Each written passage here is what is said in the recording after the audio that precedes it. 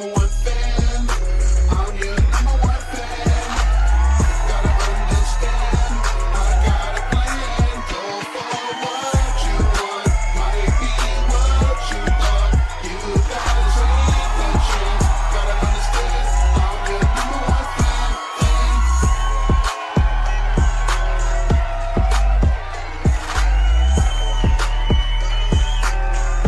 Number one fan.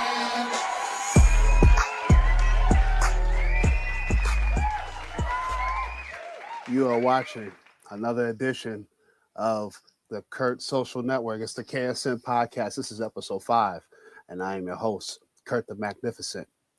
Hello, everyone. Tonight, we have another great episode coming up. Another one's going to be very informative, educational, just great. You're going to hear a couple guys that's coming on that are motivators, that are educators, that are sports fanatics, and these two gentlemen here got me going in the podcast game, and I want to definitely show some love to them, and I want them to express and talk about what they have got going on and what they've been doing these past few years. They come from the podcast called SmarterFan Podcast. All right, if you don't know about that, we're going to talk about it.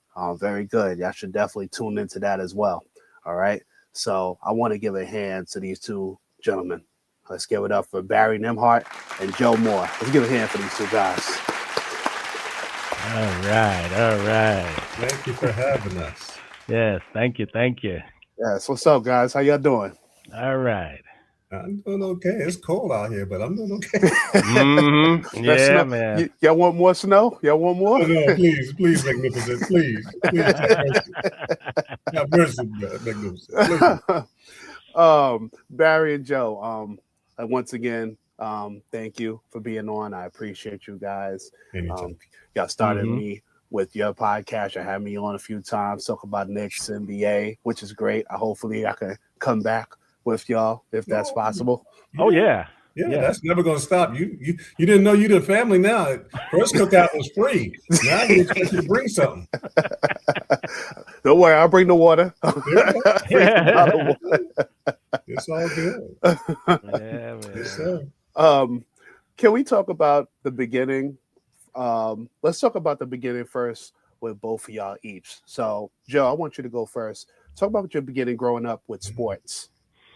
All right, well, I never really played organized sports. You know, we had a ragtag baseball team in my neighborhood.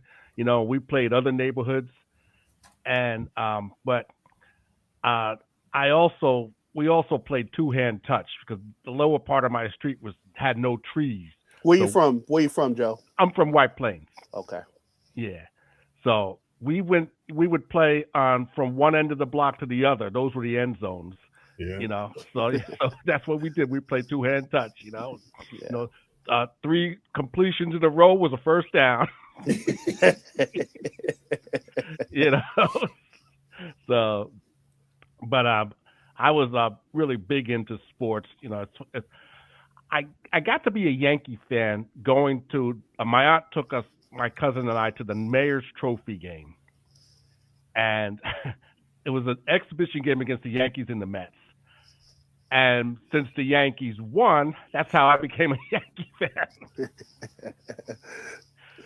You know, so, and then I've been a Cowboy fan since 71.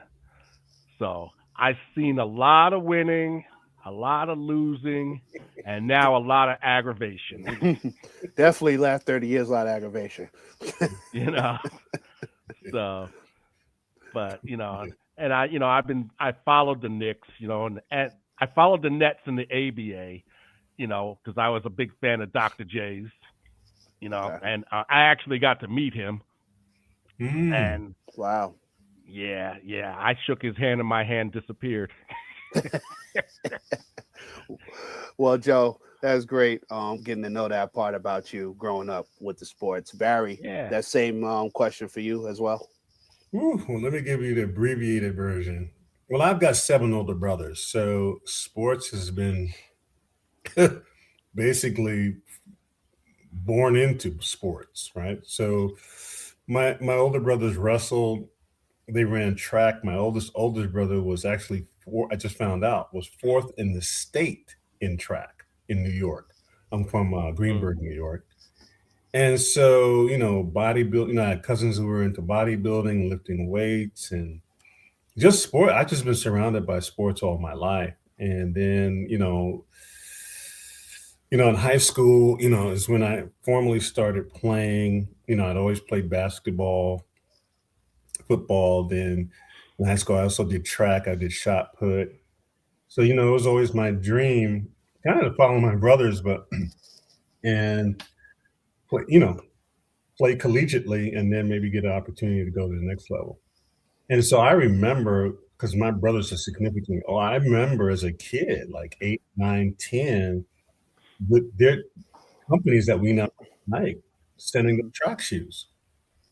So as a kid, seeing that was like, oh, right? Yeah, right. And then one of my older brothers, Hopeton, had a friend, I must have been about 11. Because we, at that time, the Giants practiced at Pace University in Pleasantville. Oh wow, very yeah. close. Oh yeah, I remember that. Literally 20 minutes from my house. Mm-hmm. Just drove up the back, right there. Right? And so I remember him coming home and he said, I got something for you. And it was an actual NFL football from the New York Giants. And at 11 years old. So that was like the greatest gift I could have ever received. Right. And so, I grew up a Cowboy fan because my brother before me, oddly, was a Cowboy fan. And just loved the Cowboys. So and then, we're in Greenburgh. I mean, you catch a train in White Plains, you can be in 25 minutes at Yankee Stadium. Right. Yeah. So I'm growing up in the midst of Reggie Jackson, and then I'm growing in the midst of the Giants and Parcells, and literally minutes from my house. Right. So, and then I've got all this sports going on in my home with my brothers, and and then one of my brothers so I've just been, the short version is I've just been surrounded. So as I've continued, I've had friends in the NBA, Major League Baseball, NFL. So it's just been something that's always been part of my life. Can't get away from it. And it's great that you can't get away from it. I mean, if you love sports, you don't want to get away from it. You can't. It's just something that is embedded in you. Like I was actually a baseball lover before a basketball lover. I played baseball before I started playing basketball, and I loved it because I played outfield, I played third base. King Griffey Jr. He was like the first person I saw that I was like, man, I want to be like him. Because he was the star those early 90s. Coming out, and I loved it so much. And then basketball came around because I started watching the Knicks heavy, but. Baseball, that was my first love, so I know what you're talking about. It just sticks with you. I still love baseball to this day. So man, that was my first love. That's really, those were mostly my heroes. Wow. And if my high school team, my thing was really in high school, if we probably had a high school baseball team, my whole thing was to become, I don't know why I was like this too. If I could play baseball, I figured I could get drafted in high school and then go pro. Right. That was my mindset, but we just didn't have a baseball team, so then it became football because Audley played football. And I love football. And, where I grew up, we just played all the time, in front of the house, in our backyard. We had a big backyard, and we had a big park at the top of the hill. So we were just inundated with sports and baseball. So, yeah, I get it. Yeah, but baseball was definitely my first love. To talk about sports, that's what y'all do. And y'all have to talk about other topics too. But SmarterFan Podcast, if you haven't tuned into it, these two guys really know their stuff. Can we talk about the beginnings of that? Barry or Joe? Each one of y'all can start. Sure. Let's go with Joe first. Yeah, well. It makes more sense. You'll see why. Well, I started delivering mail over to the office where Barry worked, and then I found out he was a Cowboy fan. Yeah. So then we started conversing from there, so then every day when I would come by there, we would just talk sports, and we would talk about everything and anything. So Right. then he said, we got to do a podcast on this. We got to get this on tape. Get this recorded. So, and that's basically how it started. Yeah. Yeah. I mean, we just talking in general. Wow, that's great. When did it start? What year y'all started? What was it, about 3 years ago? Yeah, Joe. Yeah, it's been 3 years. Wow. Yeah, we're in season 3 actually. Yeah. Wow, look at that. How fast the time goes. Oh, I'm telling you, man. How fast the time goes. How long did it take y'all to get it going after y'all had that talk? We probably have 40 episodes that we were recording ourselves when Joe would come to it's just, go ahead, John. Go ahead. Let me be quiet. Go ahead. No, you're good. You're doing good. Come on, Barry. Come on. I want to hear you. So what happened was I had another coworker that I thought we could, because I have a background in radio. So I used to do radio in college and stuff and different other stuff in media. And, I have a little small company called Integrity Media. And so, I researched, when this whole podcast thing started to happen and so forth and so on. And then I said, friends of mine were in pro sports. And actually the first channel I have is called Behind the Veil. Yeah. Behind the Veil was, I wanted to talk about sports, business, and life, right? Where people can get in a perspective that they're not going to get on a regular sports channel, because those are the 3 things I love, right? I love sports, I love business, and I just love life in general, and life meaning learning from other people and their experiences. Yeah. So I was very fortunate to get some incredible people to talk to and learn from, to share with people, the things that they don't hear that go on, the politics and the pile of tricks that go on in sports, business, and life. They really quite parallel. And so then I stopped. I can't remember why I stopped. And then the other friend of mine, we just could never get it off. We just couldn't, it just didn't come together. So I did, Behind the Veil, by myself. And then, like Joe said, there was, we would talk and it kind of started to vibrate in my head, man, we got like the 2 right kind of personalities that are different to keep it interesting. The conversation flows between us. So I kind of just pitched him on it. I said, hey, Joe, would you be interested in doing a podcast? Because we're talking every time you come through. And if I really said that to myself. I said, we were recording this, we'd have a good number of good episodes right here. Why don't you do it? And so, he talked to his wife and, made the leap. And, here we are, 3 years later doing this. Yeah. Well, this is great. I'm glad that, again, I was able to be on as a guest, and I enjoy even stuff that I haven't been on a guest. I've watched and enjoyed some topics. Very, very, very interesting. Some stuff very informative that I didn't know, and I'm a sports guy. And I appreciate you guys for what y'all doing, and keep it going. It's really making people talk about it, making me talk about it, and what y'all doing is just great. I appreciate that from y'all. Thanks, guys. Well, I'm learning a lot from Barry just from the business side. So yeah, it's the passion. I've been fortunate to just be granted to be in the right place at the right time. So one of the things that I saw early on, and I continue to see in the podcast space, there's not enough of us that look like us. There's not enough of us telling our stories. Yes. And I've competed in some things, like Google, when they were early in the game of podcasting, and there are very few people that look like us. And we have fascinating stories. And so literally my goal is to help my goal is I'll just say it this way. My goal is to get 1,000 more of you magnificent in the game, to at least get 1,000 more of us telling whatever angle we want to do. We need to be having our voices out here. There's more than enough money out here. There's more than enough opportunity out here. And so anything I can do for anyone who's motivated to do it, it's not as hard as people make it. It is work. It's not, you're going to have to put in some work and Yes. some sacrifice if you really want to grow it, but I think it's very important for us to have a voice in this space. So that's really my kind of private goal is, okay, I got about 800 more of y'all to go.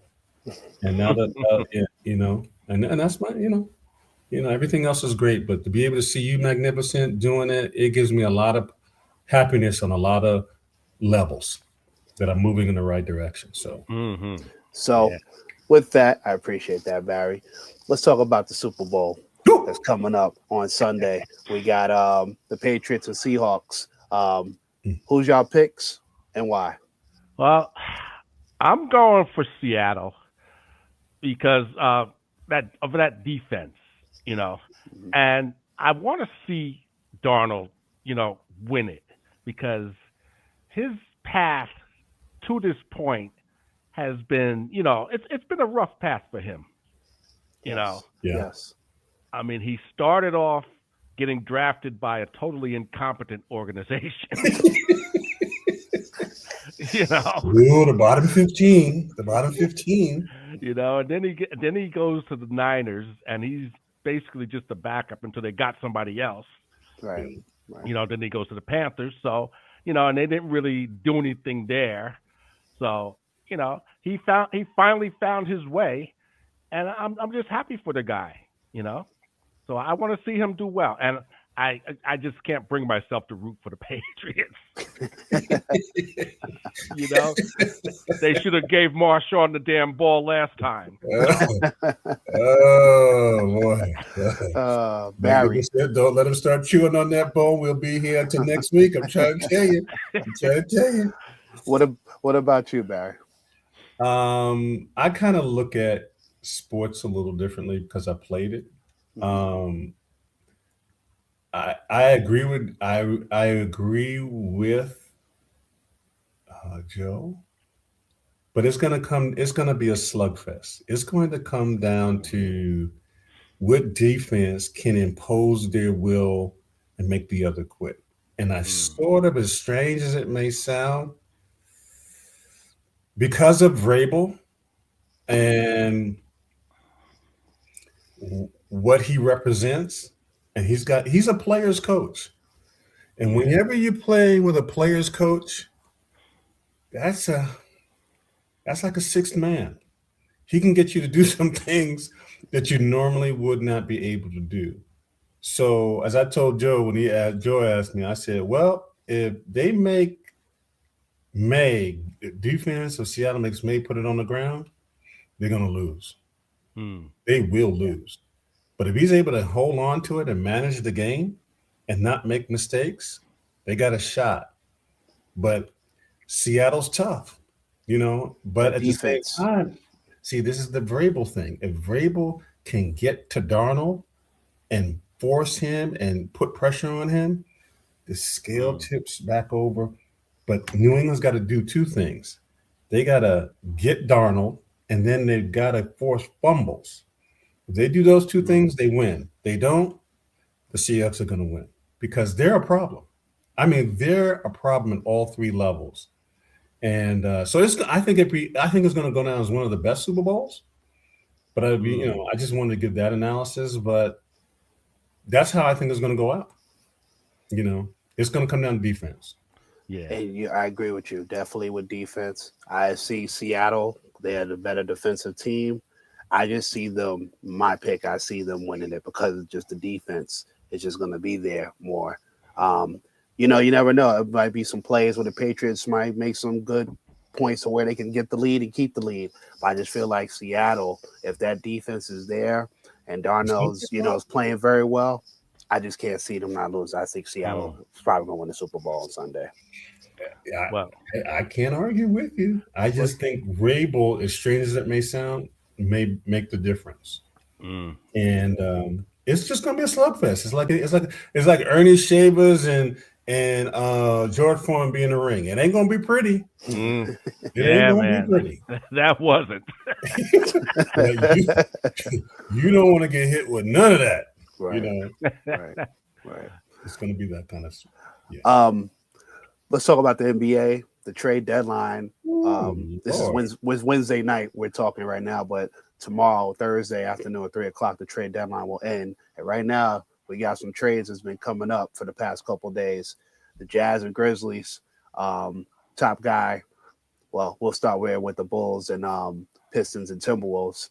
Jaden Ivey got traded with Mike Conley Jr. They're going to the Bulls. They're coming. Jaden Ivey's coming from the Pistons. Mike Conley's coming from the Timberwolves. They also got Kevin Huerter's going to the Pistons. It's just that trade is just a lot going on there. You got the Jazz with Grizzlies with Jaren Jackson Jr. He's a big time from Memphis. He's going to go to the Jazz to help out there. Yeah. The Bulls and Celtics did another deal with Anthony Simons from the Celtics.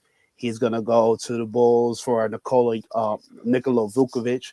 Vukovic is key for the Celtics because they didn't have a big a stretch 4, stretch 5, and now they have that for Boston, which amps up and become a real good starting 5 team now without Jason Tatum. That helps a lot. And then finally, the Mavericks and Washington Wizards, they also did a trade where Anthony Davis goes to the Wizards and Chris Middleton goes to the Mavericks. AD, it helps. He's hurt. He's not going to play this year with Trae Young being there as well. Not going to play. But next year, if they're healthy, we're just going to make some noise in that Atlantic Division. So what do y'all think, guys? Tell me your thoughts on one of the trades or what trade you thought about. Well, that trade with the Mavericks, they're putting bodies around Flag. That's what they're doing.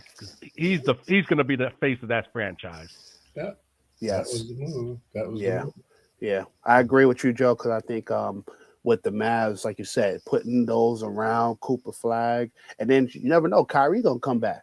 And again, you got all these pieces that's coming around you with the Mavs because they got some shooters and they got some young guys that could play on that team. Yeah. So I look for them to bounce back, you know, and if because Flag, when he gets out on the floor, he just makes everybody around him better. Yes, I agree. You know, and there's not too many players that can say that, you know. Sure. Barry? No, I mean, that's a good move because personally, I think Anthony Davis has been retired for the last 3 years. Yeah. I mean, he's there, but he's been retired the last 3 years. You know, so he's collecting checks. I ain't got no hate for him. He's doing what he's doing, but it is what it is. And now he's pretty much on the backside of his career. So God bless you. So if they can, Dallas was able to get something to build around Flag, and I think the secret is, Joe knows I use this word because it's prolific in sports. There's a lot of lazy coaching going on. And not developing athletes or putting athletes in the best possible position. It's just a lot of mediocre, like a friend of mine said today at lunch. There's a lot of mediocre mindset. Flag's a great talent, but can you develop the talent to win championships is a whole different thing. Right. It's a whole different thing. And one of the things that's going to be interesting, not to change the topic, is the same thing with Zion, right? So Zion for 7 years, people have been waiting and getting highlight reels. He hasn't put together a reel. He hasn't put together a season. Now it's going to be interesting what happens. This is the other side. This is the business. If he doesn't do something within the next 3 or 4 years, he's just going to go out as a highlight reel. Yeah, I agree. That's going to be his career. I agree with you, Barry. And we're gonna have another conversation interview about business and sports. That's another that we're gonna have that episode, Barry. And I want to get somebody else on here with you with that is really involved with that. So is that cool? We could do that, Barry. Another Man, time? magnificent. I told you, you done come to the cookout. Listen, it's family right now, brother. You know, whatever you need me to do, I'm with you. I know. Yeah. Real quick, I got a couple minutes. I want to do a quick game with y'all. Quick trivia game. Oh, okay. All Yeah, right. because y'all sports guys. Smarter fans. I want to see if y'all really. I want to see if y'all really real. On All this. right. Okay. This Yeah. So how this is gonna go is I'm just gonna ask you a question and you're gonna give me your answer. And after the answer, if you got it right, I'll let you know. If you didn't, get it right, I'm gonna tell you what the answer is. And maybe we'll do a points. We'll just see how it goes. Okay. Just do it. Sounds good. This is a nice test run to see how we can play this out. Okay. First question. It's an NFL question. All right. All-time most rushing season yards. Who is number 3 right now on that list? 1 is Emmitt Smith. 2 is Walter Payton. Who is the third person? Barry. Man, Joe, you set me up again. I'm terrible at this stuff.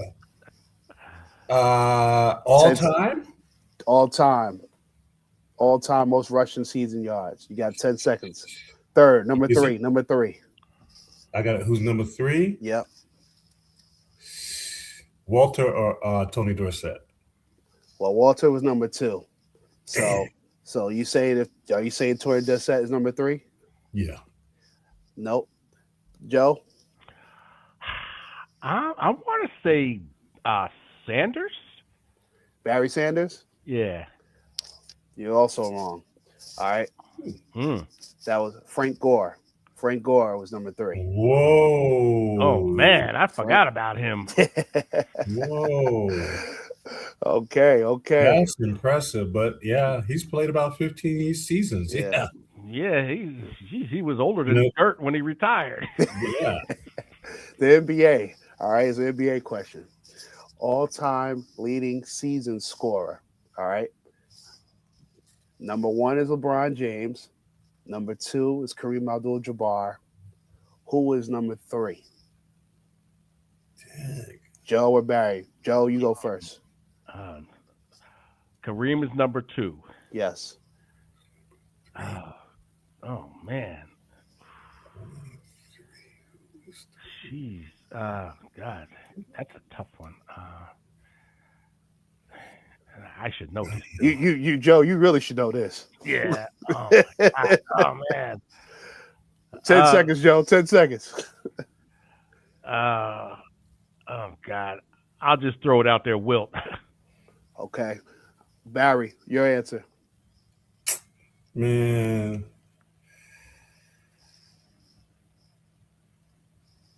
God, points? Yes, all-time scoring leader. Season scoring leaders. MJ. Both are wrong. Number 3, after James and Abdul-Jabbar, is Karl Malone. The mailman, Steve. The mailman, Joe. Oh, man. Man, yeah. I ain't forget about the mailman, baby. Pick and roll, brother. Pick and roll. Yeah. Oh, finally, man. all right. The last one is a baseball question, Major League Baseball question. All-time home run leaders. All right. 1 is Barry Bonds. 2 is Hank Aaron. 3, Babe Ruth. Who's number 4? Barry, you got 10 seconds. Sheesh, man. I thought I was feeling good right there. I said, until you made me number 4. Bonds, Root, Hank Aaron, Babe Ruth. Who's in the 700, 800? He just retired, too. Griffey. No. Joe. He just retired. That's retired. Maybe like a few years ago. He just retired. Oh. 10 seconds. Win. 10 seconds, Joe. Because I was going to say Mays, but he just retired. Wow. 5, 4, man. 3. You got me, man. No, you don't want to even take a stab at it? I said Ruth is. You said Ruth is 4. No. Bonds first, Aaron second, Ruth third. Who's 4? Third. Who's 4? Oh, he played for the Texas Rangers. No, he didn't. Mm. All right, Joe. You can't get it, Joe? Nah, I'm my mind is, my brain is frozen. All right. It was Albert Pujols, guys. Oh, Albert Pujols. Jesus Christ. Yeah. That's right. He did just retire because he's trying to manage now. Yeah. Well, look, guys, we got to get out of here on the KSM podcast. We want to thank Barry and Joe. Want to thank y'all guys for coming on. I appreciate y'all. We're gonna do this again. I know we are, but I really appreciate y'all being on here. No, thanks for having us, Magnificent. Yeah, thanks for having us.